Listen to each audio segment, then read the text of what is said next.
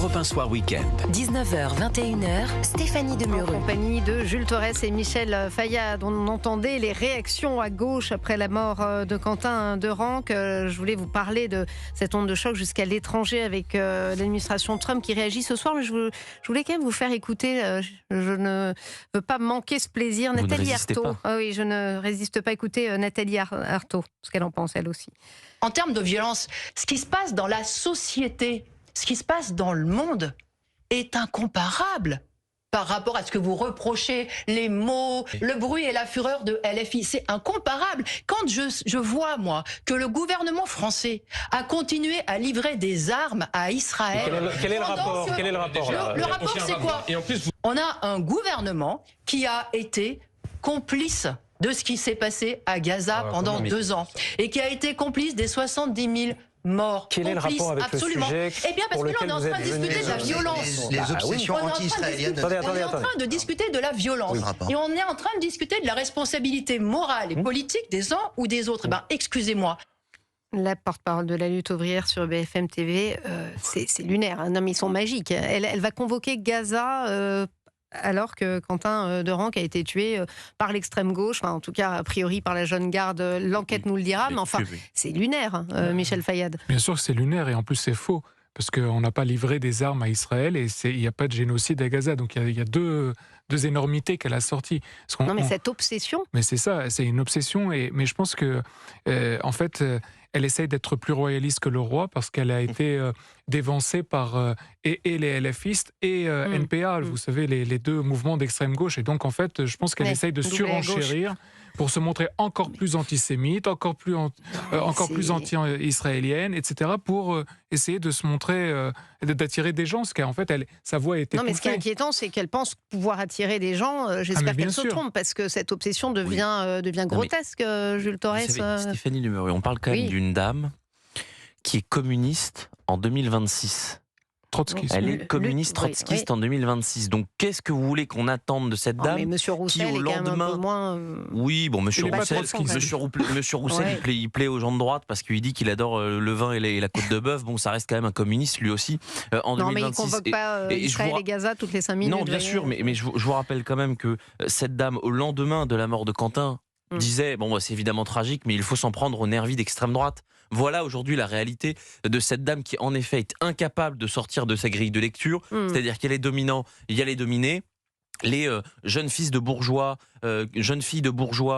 qui s'endoctrinent ensuite dans l'ultra-gauche, ça ne lui pose pas de problème. En revanche, ce qui lui pose problème, c'est que la France, elle aide Israël pour son dôme de fer. Parce qu'en réalité, les seules armes que la France a vendues à Israël, c'est les composants pour le dôme de fer. Donc c'est pour ça que je dis qu'il n'y a pas d'armes, c'est juste des composants. Bien sûr, du Hezbollah et de toutes les menaces qu'il y a autour. Absolument, de l'Iran aussi. Donc oui, Madame Arthaud, moi je ne comprends même pas, en réalité, qu'elle soit invitée sur les ondes. C'est-à-dire que qu'est-ce qu'elle représente à part elle-même? Cette dame n'a jamais été élue, elle a toujours fait des scores misérables et médiocres à toutes les élections présidentielles. Son parti, Lutte ouvrière, ne représente rien ni personne aujourd'hui. Quand on voit la baisse du syndicalisme en France, elle devrait même peut-être se poser des questions. Donc j'ai envie de vous dire... Mais le problème, c'est qu'ils sont un certain nombre à penser ça. Madame Arnaud, elle devrait mieux se taire. Je suis persuadée que Rima Hassan pense la même chose. Si elle devait s'exprimer, alors on rappelle quand même que Quentin est mort en marge d'une manifestation, un meeting, parce que... Il y a juste une chose Rima Hassan, sur Emmanuel Macron, mais qui est en lien un peu avec ce qu'on dit, c'est que, vous savez, il avait dit qu'au moment de la reconnaissance de l'État de la Palestine, que la France participerait à la nouvelle constitution de l'autorité palestinienne. Oui. Et le premier draft est sorti, c'est un draft qui est islamiste. Donc, oui. On aura l'occasion d'en débattre. D'ailleurs, vous voyez, on parlait du désarmement, c'était avec vous à l'époque du Hamas. On ne pariait pas forcément pour ce désarmement et c'est extrêmement compliqué, comme on avait pu le prédire. Alors, on parlait de l'administration Trump qui a donc dénoncé la violence politique d'extrême gauche en France. Je le disais, ça n'a pas dû beaucoup plaire à notre président, puisque cette semaine, hier, Giorgia Meloni a réagi elle aussi. Je vous propose d'écouter ce qu'elle disait.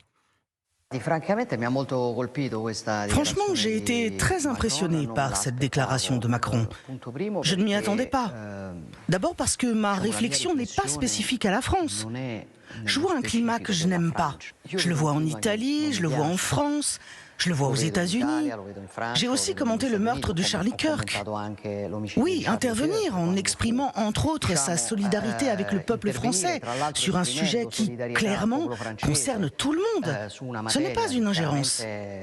Alors je suis désolée que Macron n'ait pas compris. Non, il n'est pas bien capito, effectivement, Emmanuel Macron, puisque aujourd'hui, il a repris la parole. C'était en Inde. Que chacun reste chez soi et les moutons seront bien gardés. Je ne sais pas pourquoi les moutons, d'ailleurs. Le chef de l'État qui renvoie dos à dos.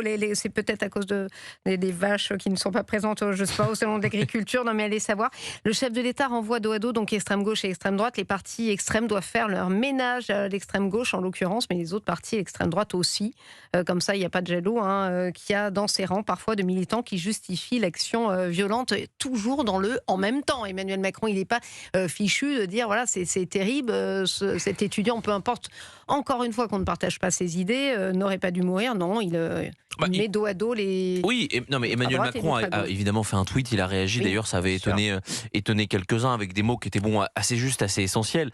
Mais c'est vrai que cette réaction à Giorgia Meloni, moi, m'a un peu stupéfaite. C'est-à-dire qu'en effet, Giorgia Meloni a raison de le dire, quand Charlie Kirk est mort, quand il a été tué, personne n'a osé dire que c'était de la faute de Giorgia Meloni. Personne n'a osé dire que Giorgia Meloni disait que c'était la faute de l'administration Trump alors qu'elle utilisait les mêmes mots. Et son tweet est assez digne à Giorgia Meloni. Qu'est-ce qu'elle dit ? Elle dit qu'on ne peut pas aujourd'hui mourir pour ses idées, qu'en Europe il y a une violence de l'extrême gauche qui est partout, que ce soit en France ou en Italie. Mais jamais, au grand jamais, elle ne dit... Tout ça, c'est la responsabilité d'Emmanuel Macron. Donc c'est pour cela que je ne comprends pas. L'Italie a raison aussi de s'en mêler. Vous avez entendu le député européen Sofo sur CNews qui expliquait que la France gardait notamment des condamnés italiens sur son sol, qu'elle ne les renvoyait pas en Italie, qu'ils aimeraient bien justement récupérer ces condamnés de l'époque du fascisme italien, Michel Fayad. Bien sûr. Et d'ailleurs, ces gens d'extrême gauche italienne s'entraînaient avec les gens de l'extrême gauche française dans les camps palestiniens au Liban dans les années 70. Donc finalement, elle est dans son droit, encore une fois, de dire ce qu'elle a dit. Et Emmanuel Macron, lui aussi, se gêne pas généralement de faire de l'ingérence ici et là. Il s'est mêlé au moment des élections présidentielles américaines en disant que... il était plutôt démocrate et contre les républicains. Il s'est mêlé dans des affaires dans d'autres pays, en Afrique, au Moyen-Orient, en Asie. Enfin, il se mêle, il s'ingère partout. Et lui, maintenant, mais quand quelqu'un est aussi susceptible, c'est marrant. Hein, Jules Torres, vous avez Emmanuel une Macron, lecture ? vous savez, en plus, Emmanuel Macron, ce qui est drôle, c'est que quand Giorgia Meloni avait été élue à la tête du Conseil italien, il s'était, dans un communiqué, je crois, inquiété de l'état de droit italien. Ça avait d'ailleurs outré Giorgia Meloni.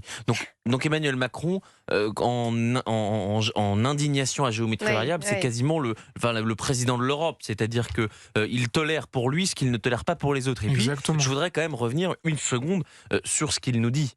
Sur chacun chez soi et les moutons seront bien gardés. Mais oui, mais avec plaisir, Emmanuel Macron. Mais nous signons, moi je m'attarde moins sur les moutons que chacun chez soi. Emmanuel Macron, c'est quand même le roi du fédéralisme européen qui va même jusqu'à évoquer le partage de la dissuasion nucléaire. Enfin, justement, c'est l'inverse de chacun chez soi. C'est-à-dire que lui, il veut qu'on partage tout. Il a accueilli dans son double quinquennat le plus d'immigrés, le plus d'étrangers de tous les présidents de la Ve République. Il y a 500 personnes qui arrivent chaque année en France, avec les conséquences que l'on connaît sur l'économie, sur la sécurité, sur la crise hospitalière, sur la justice, sur l'insécurité, sur tout cela. Il a partagé notre argent avec l'Ukraine. Absolument, il a partagé notre argent avec l'Ukraine, plus de 6 milliards d'euros. Donc c'est absolument pas... La politique d'Emmanuel Macron, c'est l'inverse de chacun chez soi et des moutons seront bien gardés. Donc j'ai trouvé assez drôle cette parenthèse qui finalement est quand même assez révélatrice du macronisme. C'est-à-dire qu'on utilise des mots comme ça qui sont en totale inadéquation avec la politique qu'il a portée depuis 10 ans. Il reste une minute, je voulais quand même profiter des lumières sur l'expertise internationale de Michel Fayad pour savoir si oui ou non il y aura une frappe sur l'Iran, puisqu'il y a eu des nouvelles menaces, Michel Fayad, du président américain contre la République islamique, Donald Trump, qui envisage une frappe limitée en Iran si les négociations sur le dossier du nucléaire n'aboutissent pas à un accord d'ici 10 à 15 jours. Alors à quoi doit-on s'attendre selon vous ? C'est très difficile de dire ce qu'il y a dans la tête de Donald Trump. Par contre, ce qu'on peut dire, c'est que militairement parlant, les choses sont en place désormais. C'est-à-dire que les États-Unis sont en capacité d'attaquer, ce qui n'était pas forcément le cas jusqu'à ces dernières semaines. Donc ça a changé.